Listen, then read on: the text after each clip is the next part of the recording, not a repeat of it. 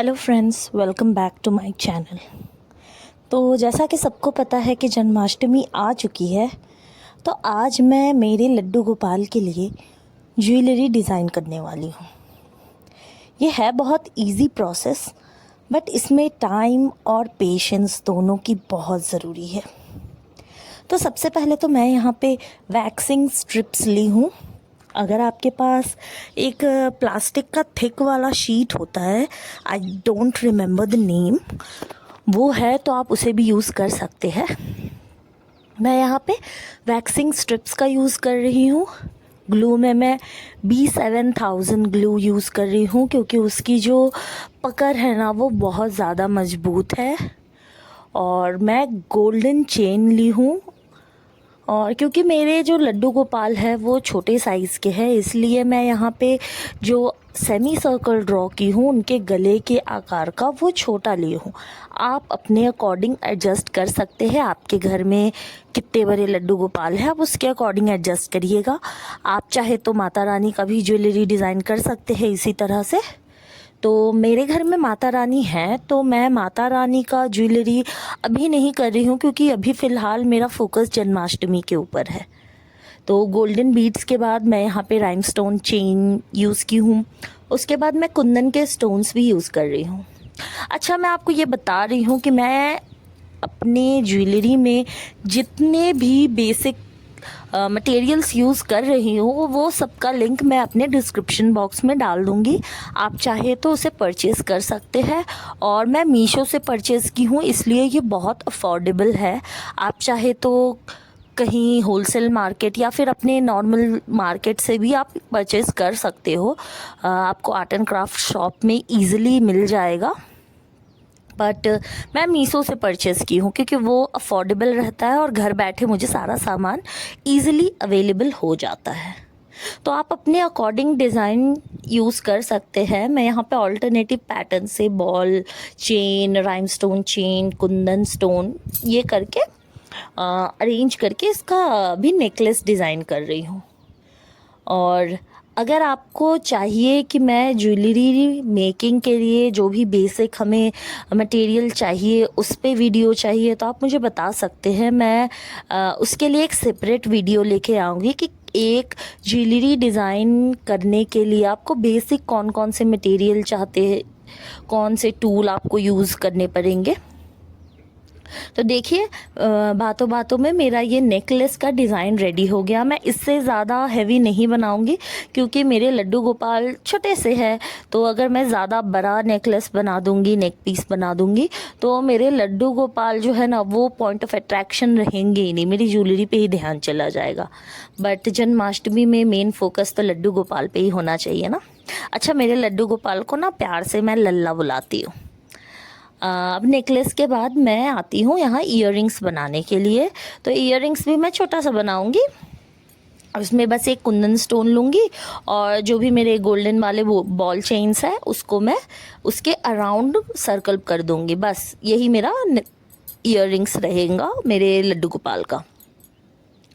उसके बाद अब मैं बांसुरी का जो एंड पॉइंट पोर्शन होता है ना, जो बहुत डेकोरेटिव रहता है, जहाँ पे कभी कभी लोग मोर पंख भी यूज़ कर सकते हैं, तो मैं ये बांसुरी का एंड वाला पार्ट बना रही हूँ। इसे मैं थोड़ा सा बड़ा बनाऊंगी as compare to my earrings, क्योंकि बांसुरी भी थोड़ा अट्रैक्टिव लगना चाहिए। और वैसे भी हमारे कान्हा जी की बांसुरी तो सबको प्रिय है। तो बातों बातों में ये मेरा हो ही गया है ऑलमोस्ट रेडी। तो मैं यहाँ पे बेसिकली एक इयररिंग्स बनाने वाली हूँ सेट में। उसके बाद मैं एक नेक पीस बनाऊँगी, बांसुरी बनाऊँगी और उनकी बैंगल्स, चूड़ियाँ। तो बस हम जो स्टेप कर रहे हैं ना, इसी स्टेप को रिपीट करना है।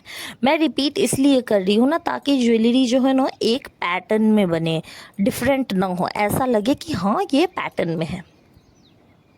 मैं मार्केट से भी लाई हुई हूँ ज्वेलरी, बट मैं घर पे इसलिए बना रही हूँ ना क्योंकि यहाँ पे आप अपने मनपसंद से बना सकते हो भी कम खर्च में। मैं मार्केट में गई थी तो सिंपल से सिंपल ज्वेलरी आप लेने जाओगे ना तो 100-200 रुपये तो आराम से वो ले लेते हैं, और अगर हैवी कुंदन वर्क में जाते हैं तो वो 500 तक भी चला जाता है रेंज।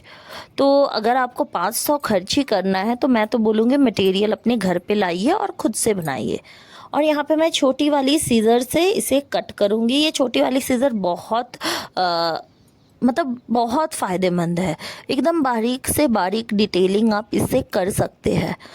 ऐसे आप मार्केट में जाके इसे बोलोगे ना एम्ब्रॉयडरी वाली सीज़र चाहिए तो वो भी आपको मिल जाएगा। मेरी ये एम्ब्रॉयडरी सीज़र ही है, इसका मैं लिंक आपको नहीं दे पाऊँगी, अगर मैं ढूँढूँगी, अगर मुझे ऑनलाइन मिलेगा तो मैं लिंक डाल दूँगी, अदरवाइज़ देखती हूँ कैसे आपको प्रोवाइड करना है। बट मैं ये अपने नियर बाई शॉप से ही परचेज़ की हूँ, और आप देख रहे हैं कितने आसानी से सीमलेसली ये कट हो रहा है। तो मैंने चूड़ियाँ जो बनाई थी उसे भी मैं कट कर लूँगी। उसके बाद बारी आती है मुझे इसको shape and size and structure में डालने का, क्योंकि ये तो सिर्फ अभी स्ट्रक्चर बना है, मेन तो अभी ज्वेलरी डिज़ाइन कर की हूँ, अभी तो इस ज्वेलरी का रूप देना बाकी है। मैं क्या बोल रही हूँ मुझे खुद को भी नहीं समझ में आ रहा। तो चलो ये स्ट्रक्चर तो हो गया रेडी। तो नेकलेस के लिए मैं यहाँ पे ऊन का इस्तेमाल की हूँ, आप चाहे तो रक्षा सूत्र या मौली का यूज़ कर सकते हैं। थ्रेड है अगर मजबूत तो आप उसे भी यूज़ कर सकते हैं, या फिर अगर नॉर्मल स्टिच करने वाली जो धागे होते हैं ना उसे भी 2-3 राउंड करके आप थोड़ा मजबूत करके उसे भी डाल सकते हैं।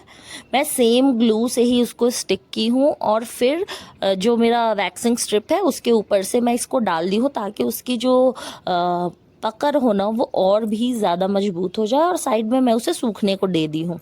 अब मैं यहाँ पे बांसुरी बजा नहीं रही हूँ, बना रही हूँ। तो बांसुरी के लिए मैंने जो कान साफ करने वाले ईयरबड्स होते हैं ना उसकी जो कॉटन है उसको निकाल दीजिए, और उसमें आप किसी भी थ्रेड को, ऊन को, या फिर अपने गोटा पट्टी के जो भी लेस होती है उससे, मतलब आपको जैसा करना है आप अपने अकॉर्डिंग कर सकते हैं। मेरे पास क्योंकि लेस पड़ी हुई थी गोटा पट्टी की तो मैं उससे अच्छी तरह से उसको रोल कर दी हूँ ताकि वो एक अच्छा सा गोल्डन कलर बांसुरी का उभर के आए। और सेम ग्लू से ही मैं इसको अच्छी तरह से कवर अप कर दी हूँ। ये सूख जाएगा तो फिर मैं उसे ट्रिम कर दूँगी, और ट्रिम करने के बाद एक एंड पे अब मुझे बांसुरी का जो भी स्टॉपर जो होता है वो लगाना है, जो मैं ऑलरेडी डिज़ाइन कर चुकी हूँ। तो ये बहुत इजी है, आप अपने उस पैच पे ग्लू लगाए, अपने बांसुरी को लगाए और रख दे। 2 से 3 मिनट में ये अच्छी तरह से ड्राई हो जाएगी तो आपकी बांसुरी भी बनके रेडी है। आप चाहे तो यहाँ पे लटकन भी लगा सकते हैं, मैं यहाँ पे लटकन नहीं लगाई हूँ, सिंपल में बनाई हूँ, बट आप लटकन बेझिझक लगाइए, आपकी बांसुरी बहुत सुंदर बनेगी। बांसुरी के बाद मैंने जो ईयर रिंग के लिए जो पैच बनाए थे उस पे मैं ग्लू लगा के ईयर रिंग का स्टॉपर के साथ उसकी जो जिसे हम कान में डालते हैं ना, वो मेरे पास था ज्वेलरी का, मुझे उसका नेम अभी रिमेम्बर नहीं हो रहा है, वो मैं लगा के उसे भी सूखने डाल दी हूँ। यहाँ पे मैं ज्वेलरी मेकिंग के लिए वायर भी ली हूँ। ये वायर बहुत फ्लेक्सिबल होता है और ये आपके ज्वेलरी मेकिंग को बहुत ही इजी बना देता है। तो मैं उसे ही पहले अच्छी तरह से कॉइल कर लूँगी 2-3 राउंड, क्योंकि मेरी जो बैंगल है वो थोड़ा चौड़ा बन चुका है तो मुझे इसको पूरा कवर अप करना है ताकि मैं इसको उनके हाथों पे अच्छी तरह से एडजस्ट कर पाऊँ। और सेम प्रोसेस मैं इस पे भी रिपीट करूँगी जैसा मैंने नेकलेस के लिए किया था, और मैं इसी पे अपने वैक्सिंग स्ट्रिप पे इसे सूखने को डाल दूँगी। और सूखने के बाद मैं सेम एम्ब्रॉयडरी वाले सीजर से इसको कट कर लूँगी, और देखिए कितने आराम से मैं इसे सर्कल में घुमा पा रही हूँ। अगर आपको हाथ से नहीं करना है तो आप एक पेन ले सकते हो उसके ऊपर, और ये देखिए हमारा ये बैंगल्स भी बनके रेडी हो गया है। और बिलीव मी, मार्केट से बहुत ज़्यादा सुंदर और बहुत अफोर्डेबल रेट में आप इसे बना सकते हो। आपको बस लगता होगा कि आप नहीं कर सकते हो, बट आप कर सकते हो। हमारी इयररिंग्स भी सूख के तैयार हो गई, और तब तक जब तक मैं ये बैंगल्स बना रही हूँ, इयररिंग्स बना रही हूँ, बांसुरी बना रही हूँ, तब तक मेरे जो नेकलेस को जो मैं सूखने के लिए रखी थी वो भी सूख के रेडी हो गया है। तो उसकी भी जो भी कटिंग सटिंग जो भी उसकी है वो करके आप उसे एकदम अच्छी तरह से रेडी कर लीजिए। तो बस हमारा ज्वेलरी बनके रेडी हो गया है। तो आप भी इस चैनल को लाइक शेयर एंड सब्सक्राइब